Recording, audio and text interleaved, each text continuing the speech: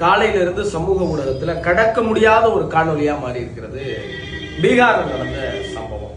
பீகார்ல ஒரு அரசு நிகழ்ச்சி, அதுல அரசு வேலை ஆணையை பெறுவதற்காக மருத்துவர்கள் வந்து அந்த மாநில முதலமைச்சர்கிட்ட அந்த ஆணையை வாங்குறாங்க. அப்ப பீகார் மாநிலத்துடைய சமீபத்துல முதலமைச்சராக இருக்கிற நிதிஷ்குமார் அந்த ஆணையை வாங்க வந்திருக்கிற பெண் மருத்துவரோட ஹிஜாப்ப கழட்டுறாங்க. அது பார்க்கிறப்போ நமக்கு இது இந்தியா தானா? இது உண்மையிலே தனி மனித சுதந்திரம் பெற்ற, ஜனநாயகத்தை மதிக்கிற, இறையாண்மையை போற்றுகிற, எல்லோரும் நல்வாழ்வு பெற வேண்டும்னு நம்புகிற நாடுதானாங்கிற பெரிய சந்தேகம் எல்லா அரசியல்வாதிகளும் கொதிக்கிறாங்க. அவர் சொல்றாங்க, அவருக்கு 75 வயசு ஆயிடுச்சுங்க, அதனால அவர் வந்து வயசானவர் தெரியாம பண்ணிட்டாருலாம் சொல்றாங்க.